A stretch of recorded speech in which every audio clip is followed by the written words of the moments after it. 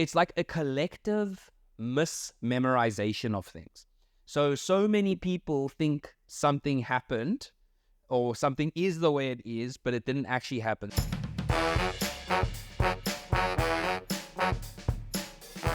Hello, everyone. So we're going straight into this one. We don't need to remind everyone about what we're doing. Ted, so we've seen now on Twitter, as usual, the Twitter streets. Twitter's becoming a very interesting place, by the way, with threads coming out and Elon Musk limiting us. You saw that he limits us now, as normal users to 600 tweets a day, I think it is. Yeah. And you can see how many tweets you can view as well. Yeah, it's mad. Yeah. And then if you're a blue Twitter user, like if you've subscribed, I think you can see, I think way more, like maybe 6,000 or 4,000 or 3,000. So, he's getting us. And I think Zuckerberg, this is not related at all to what we were planning on talking about, but I think Zuckerberg is so clever for dropping threads when he did, because it was like Elon put that thing out and like a week later, threads was like, let's go. It was like the perfect timing. Do you know what I'm saying? It was like the perfect He is as a masterclass. And so many people on threads. Are you involved in threads? I put it on, and I went onto it, but I don't know, man. Like, I told you I started that other thing, and I'm so busy on it. Like, I'm so busy on it, and I'm like, if I had to try and think about running threads as well, I'm like, yo, what a mission. But I started it, but it looks just the same as Twitter, I guess. So what about you? You on?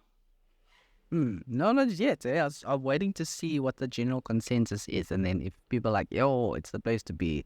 It's got these features which make it a little better than Twitter, then I'll be like, okay. I think the challenge with it, the challenge is that it's going to be, you automatically go on and then you follow your Instagram people. So it gets repetitive, actually. I feel like I'm almost seeing the same stuff, except I have noticed on Instagram, I'm seeing a lot of ads and a lot of like meme kind of stuff. Whereas now on threads, I am actually seeing the people that I follow, I'm seeing more of their stuff. So I guess that's like an advantage. But anyway, the streets of Twitter are busy going crazy. And there's a question. And the question is, what is the closest time to midnight? And it gives you 4 options, right? So the options are 11:55 a.m., 12:06 a.m., 11:50 a.m., and 12:03 a.m. I think this is supposed to be 11:55 p.m.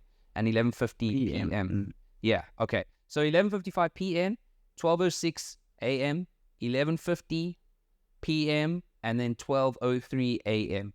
What is the closest time to midnight? And how do you approach this question? Well, so this one also had me at 6s and 7s, man, because initially I would have said it's the closest time to midnight. Whether that be the previous midnight or the next midnight, that's what becomes a debate. So you're saying that it could have been like, so naturally time-wise, it would be like the closest to minute, right? So 12:03, like 3 minutes past midnight. Is exactly. I've just missed midnight by 3 minutes. But the conversation is that time moves forwards. Time doesn't move back. So that's actually the furthest. So then my answer 11 hours. Exactly. So it would have to be C, option C. Is that right? 11:55. 55. So it's A. 11:55 p.m. A. Okay, so I'll go with A. You? Okay. So what's your approach? Would you also think of it? My first one was the same. I was like, okay, so it must be the closest to midnight is 03, right? So that's what I thought. But if you're saying that it's because time moves forward, then it has to be 12:06, right? No. Then it's still 11:55. And it's So where does 12:06 become an answer? PM one. It must be the PM one then. But where does 12:06 become even a viable answer? If it's 12:03, but you see 12:06. Yeah. That's what they're saying. PM. So it's like half day. No, I think it's 12:06 a.m. So what they're saying is that could be correct if you're going with the time moves forward argument, because then you are... No, I don't know. See, I don't know how that can be an answer. You see, this is why it needs to be stated very clearly and explicitly in the question. I think Hey, that's you're what telling me as a teacher. So, hey, I'm just saying, just make it very explicit in the questioning to help so many of us out there. Okay, so the jury's still out on the answer. Those of you listening, watching, please let us know your answer and what. And do we have any mathematicians out there? Yes. Leslie, you listening? Leslie. We trust your judgment. Throw in an answer there, man. Yeah. And explain it all you mathematicians. Please. And it's these kind of mind-boggling questions that led us to think about another time when this happened. The infamous blue and black versus white and gold dress. Do you remember that? I think it was I remember that. like 3-4 years ago. Yeah, it was a bit longer, but yeah. And I remember it clearly. what was your answer? Did you see blue and black or did you see white and gold? In the first place, I remember First time seeing... you saw it. I remember seeing white and gold. What about you? I remember seeing blue and black. Okay. Now when you see it, Now when I see it, I see blue and black. oh. And what do you see? It's wild. I still see blue and black. Yeah. So I know they... we did a bit of digging into this. Yes. So we did a bit of digging into this. And it's called... So this is one of the psychologists, Robert Zajonks. Lasting contribution to science is the mere exposure effect. This is drawn from an article from Slate.com titled, "We finally know why people saw the dress differently. It disrupted our understanding of color, and yes, it took science 2 years to catch up." So it goes on to say, Robert Zajonks, last contributions to science is the mere exposure effect, or the observation that people tend to like things if they're exposed to them more often. Much of the advertising is based on this notion, but it's sorely tested in late Feb 2015 when the dress broke the internet. So within days, people were utterly sick of seeing and talking about it. I can assume now, years later, like they have very limited interest in it being here. But as the phenomenon continued, the existence of the dress challenged our entire understanding of color vision, and no one had an idea why some people saw the dress in different colors, so be it white and gold or the blue and black. So the reason for this is it's your assumption that actually changed it, which I think is amazing. If the dress was in a shadow, you're much more likely to see it as white and gold. Yes. And this was because shadows overrepresent blue light. So mentally subtracting short wavelength light from the image will make it look yellowish. Naturally, has a similar effect. People that thought it was illuminated by natural light were also more likely to see it as white and gold. So you see, essentially, what they're saying is that I am a person who likes to see the world as a beautiful, bright place.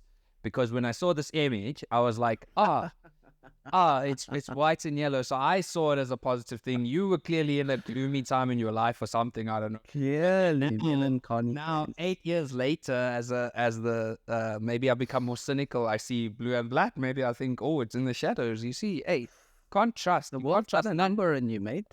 Hey, it's done a number after all my travels, man. And I think that's actually kind of like the crux of what this conversation is about how amazing and how we can't really trust our brains and how we fill in the gaps. And we actually found a cool phenomenon called the Mandela Effect, although Tev and I both think that it shouldn't be called the Mandela Effect, but there is this thing called the Mandela Effect. Now, this phenomenon is all about how we how do you explain it? It's like a collective mismemorization of things.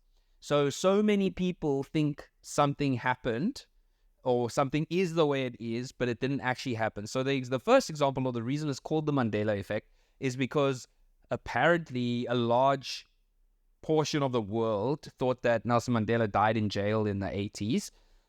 the reason I think it shouldn't be called the Mandela Effect is because I'm South African and we know he didn't die in the 80s. I was like, how did people think of this? But anyway, how did people think that if 94 happened and that was like that's when he won the Nobel Peace Prize, wasn't it? But anyway, so basically the whole thing is about how memorization, how we have a collective mismemorization. So we're going to run through some of the examples that are here, and it is super cool. So like the first one is that I found very interesting is sex and the city. Okay, so we all thought it was sex in the city, although these in the city. I was I was prior to this, but it's actually sex. Yeah, I thought it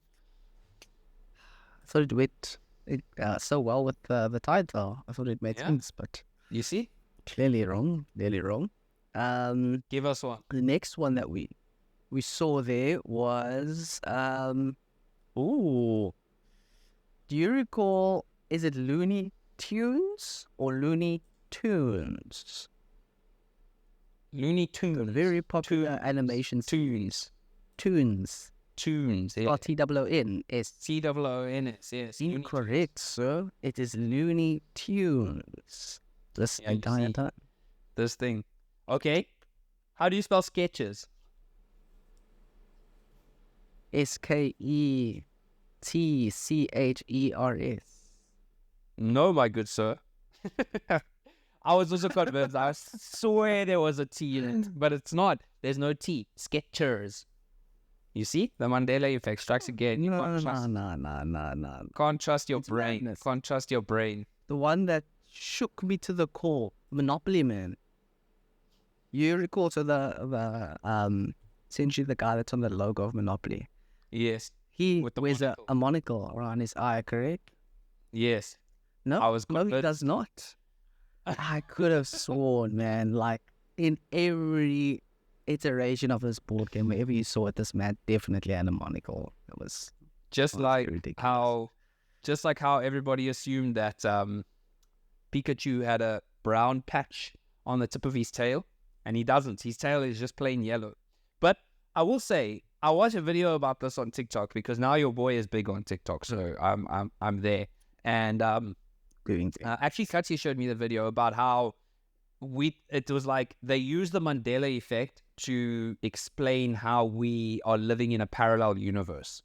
So how they recall these memories. The other one is Mirror, Mirror on the Wall, right? That famous Snow White, Mirror, Mirror on the Wall.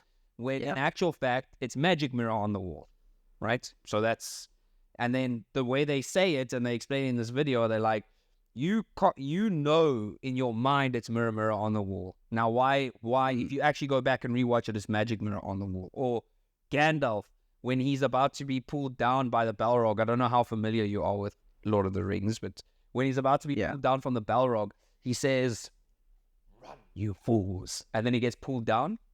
Actually, he says, "Fly, you fools."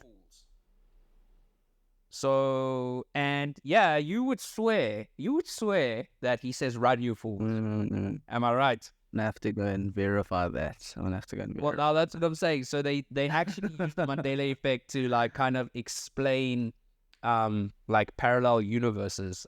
So that's actually quite interesting. But Tim, I have another one, like a little bit of another bit of a mind bender.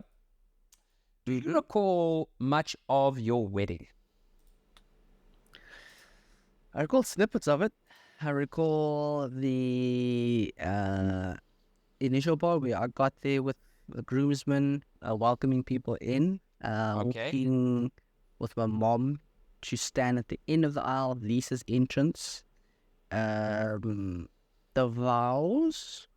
Okay. And there was dancing, and then we ate. That's like all I know.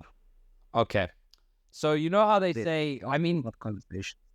Well, it's a common thing, right? I'm sure you were told on the day. I know I was definitely told on the day, like, remember to slow down and enjoy it because it's going to go by in a flash, right? And I remember thinking to myself, stop imposing your wedding day on me. Like, you don't know, right? And after the fact, we often talk about, like, damn, we wish we could go back because it literally did feel like it went by in a flash. But once again, science to the rescue. They are able to explain why this happened. And the reason is there was a Taylor Swift concert that they were using as an example.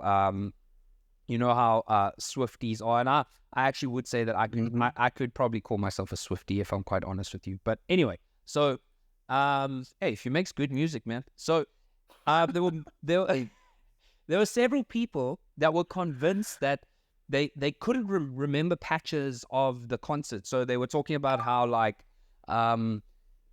for example, they say, oh, she sang this song, and there were people that were like, she didn't sing that song, and then there's other people that are, she did. Like, he has a video of her singing that song, and it's like, no way, I don't remember that. And it's the same thing as what happens at your wedding. And basically, what happens is that like you get so excited, right? And your brain releases obviously endorphins and stuff, and it's when you are in pure ecstasy, right? Like without any stress attached to it. What happens is your neurons are firing at such a high rate that you actually can't form the new neural pathways that create memories. So essentially your brain is working so hard with all the excitement that it's not forming the new connections, right? So that's why you physically don't remember things that happened. But they do say if there's a little bit of, and you know, like happy hormones and adrenaline are essentially very similar. So they say if you are a little bit stressed and things happen like that make you happy, you'll actually, or that endorphin gets pumped into your brain, you'll remember it better. So if you're attacked by a bear, you will remember that vividly, right? Because that's something that like it has the same. But the difference is that you have stress, and your brain is then building more fight or flight pathways for you, so that you know in similar situations like what to do. So that's why you actually can remember small patches of your wedding, because there is stress associated with it. So what do you remember? Your vows. You remember do you remember your first dance? I don't know if you guys first dance. Yeah. So I remember those moments also, like especially just before the vows. I remember them. Why? I was a bit stressed because it's a big moment, right? This is the same thing with the dance. Same thing with the dance. I mean, you remember our dance was like somewhat elaborate. So dance. Wow. And it was quite stressful. So I remember that moment because not only, I don't remember the rest of the dance because when I was in it, it was pure bliss and happiness, right? But the moment before, I remember it because there's a little bit of stress attached to it.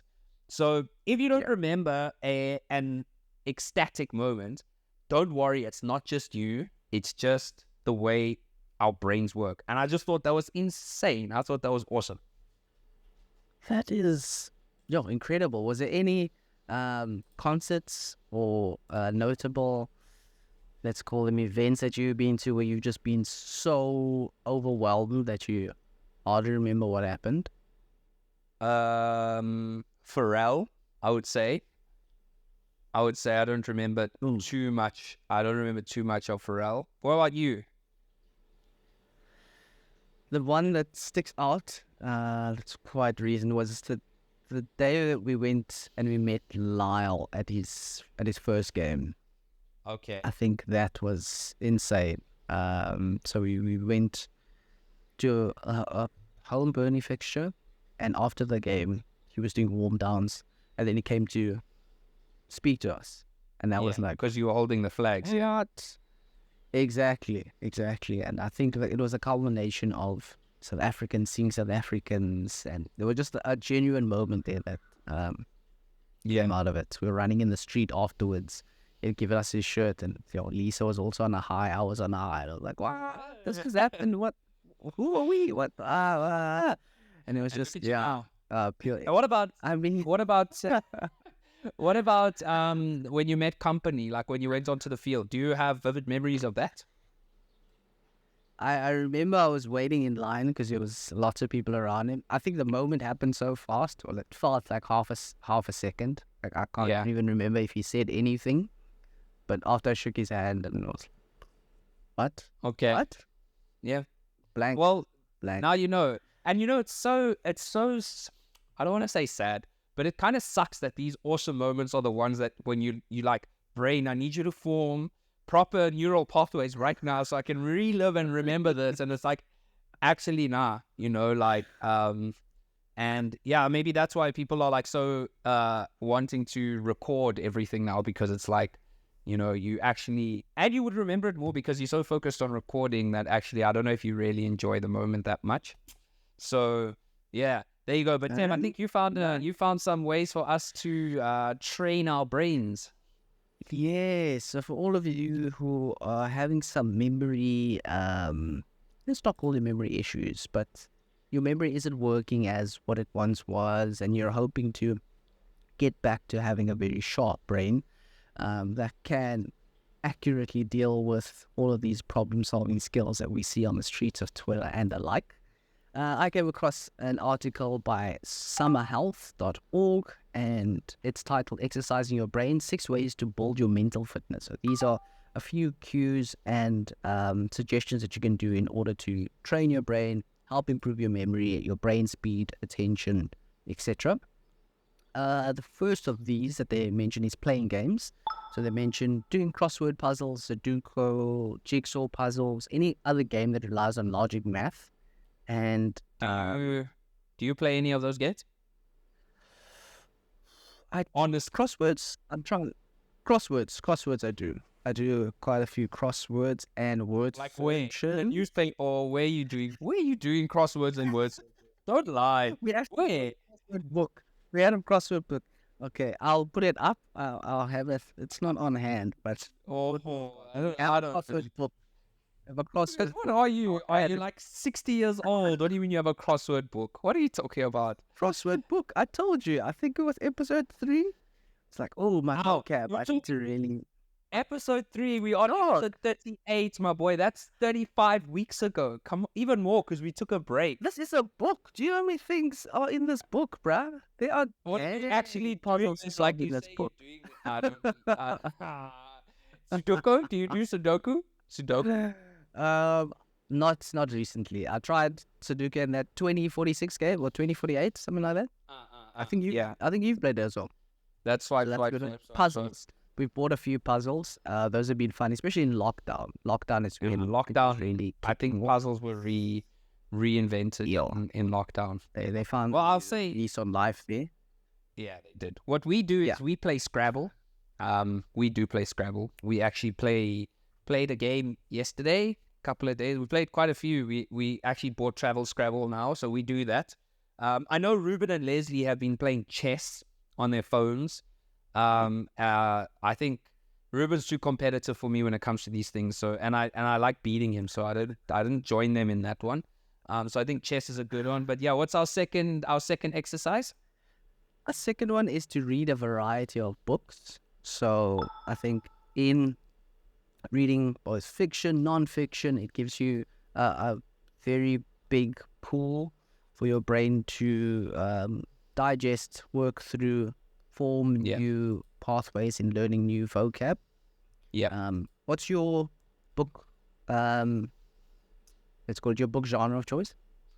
Fantasy, like kind of only specifically. So actually, Uros Uki gives me lots of recommendations in this area. Right now I'm reading a really cool, and there's actually something I want to talk about in another episode that's related to this book. But I'm reading, if anyone's wanting to read, it's called The Wandering Inn. And it's available for free online if you want to read it online, or you can buy it on Amazon, which I do for the Kindle. But it's very cool. And just for context, this I think it's a female author. She's using a pseudonym, but but I feel like it's a female author, has written, I think at the moment it's 8 million words. And for context, 1.5 million words is all 7 Harry Potters. So this book is already on 8 million. So it's like reading 30 Harry Potters. That's the length of it. Because I found what was happening is I was getting books, but then all these series were incomplete. So I'd read the end of the second book and I'm going to buy the third one, and then it's not out. So there's so many. So I asked Uki, I was like, I need a book. He's like, bro, there's like 8 million words. I don't think you're going to catch up to her before she finishes. So you should read this one. So yeah, that's my genre of choice. What about you? Solid. I like these self-help non-fiction books, actually. Things like I really like Malcolm Gladwell books. So Tipping Point, Outliers. It's really a view on society and I guess human how human behavior plays in that. It's not a Okay. very good description of it, but yeah. A few other suggestions that it gives is to use all your senses. So you're using all 5 of your senses can strengthen your brain by focusing on smelling, touching, tasting, seeing, and hearing. Doing some daily meditation. I think you're really good at this. So calming your body, slowing your breathing to reduce stress and anxiety. Yeah. Learning I'm only a good skill because would be... Yeah, sorry. Yeah, I was just thinking the only reason I managed to do any of that is because Katya encourages me, and she's been doing Reiki on me, which also kind of helps with that calming method. Yeah, okay, sorry, you were saying that the last one you must give us some insight there soon. Gotcha. Second last one is learning a new skill. So if you're able to learn a new skill, it's a great way to strengthen your brain connections, because when you learn a new skill, you work multiple areas of your brain. So your memory comes into play, and your brain has to remember these new movements and things that it's associated to. And the last thing is to train your brain. So you can do formal courses, online programs, and books that help realize the benefits of training your brain to sharpen your response times and your attention span. That's quite cool. What I've quite liked, and it's not necessarily like I'm doing a new course or whatever, but Netflix has been doing a lot of sports documentaries, and I found like it's been teaching me a lot. So like now I'm watching the Tour de France one. It's very cool. But I'm also watching one called Quarterbacks, where they follow the lives of 3 different quarterbacks for the 2022 season.